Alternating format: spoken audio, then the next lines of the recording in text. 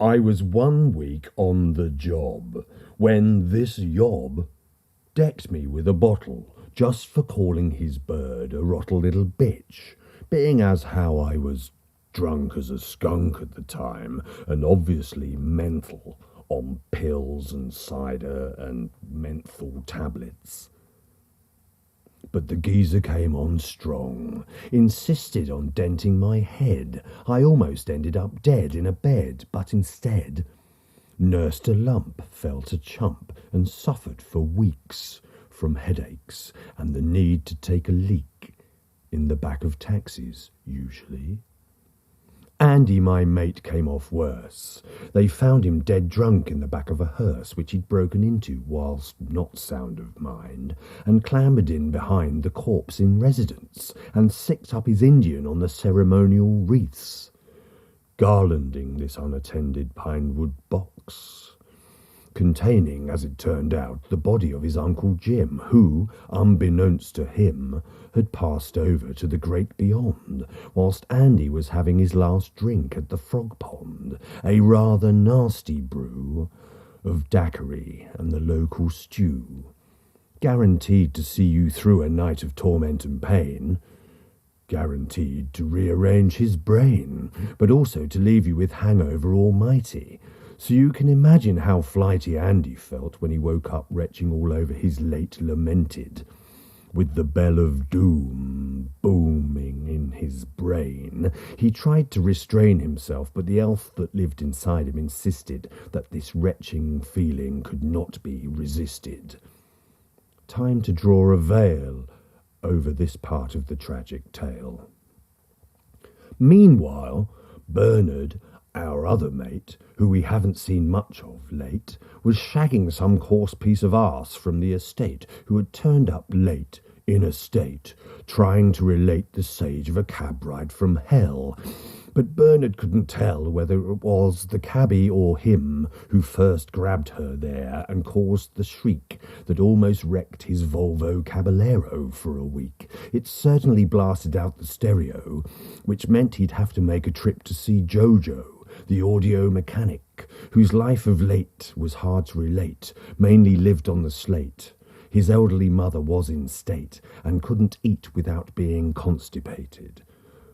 But that's another story.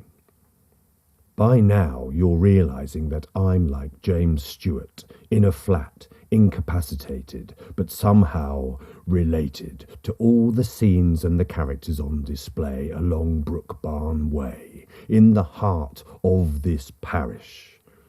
Now, a ring road for the M42, a shunt-through for all the fast cars and the Range Rover-type stars that zip on through on their way to Huddersfield or Luton.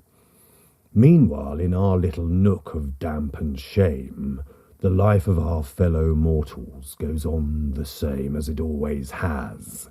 Plus, I've had a blow on the head which has set me thinking for some reason about every book I've read, and about the golden days I had for a week, when Angela let me give her nipples a tweak. But that's done and dusted.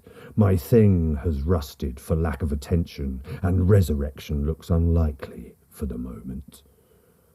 Outside, the cars are blaring and the bars are scary, the tangled mass of humanity wreathed in a cloud of profanity of alcohol and pheromones reek and disport themselves like rutting dogs. I watch and wait for my head to settle, and think of Jimmy and Rita below me, as I hear them moan and groan to the sound of Ella Jones, their Saturday night ritual, fueled by alcohol and vitriol, and Jimmy would call her a mooch, and she'd say, "Stick that big thing in my patoosh," and Jimmy would moan, and Rita would squeal, and it would usually put me off my microwaved meal, unless it was ham and eggs, in which case someone would have to chop my legs off to prevent me enjoying that gourmet snack. What I lack in breeding, I make up for in feral cunning. I'm either running from danger or hunting for pleasure, and there's no in between. Let me tell you the tale of a casual night out with the whale, our friend and fat idiot, Jessup, who rented a jag and a fag and took them both down to Eastbourne in the rain, got out a bondage chain that he'd bought in Brighton when his brain had a light on, but now, in the drizzle with a gear stick in the middle, he was finding it hard to contain his passion. But for some reason, I think of this girl who was rinky-dink as hell. Swell in the right kind of places, but there were traces of strain in her faces that made me think of a different place and time. A style of crime. A building set on fire with the flames riding higher and higher, and this girl responsible. With a box-load of gelignite and a pool of petroleum at her feet, she seemed real neat. But when the sex went down, she turned out to be a clown of the first order. Tried to set fire to my duvet and my mail-order catalogue that sat above my head, which I hadn't even read at the time. It was sublime and ridiculous. I felt like someone famous to have deserved such an elegant weirdo come round and make my room into some dark side cafe a-go-go. But I just wanted her to go so I could play Frodo and hunker down in my bunker and try and forget that she had left her cigarettes.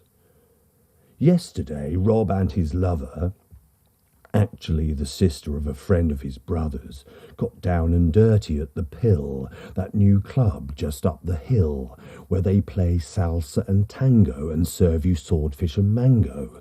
And the proprietor's called Mel, but you know he's gone to hell by the size of his nostrils, which have seen more than a line of Charlie in their time, I can tell you.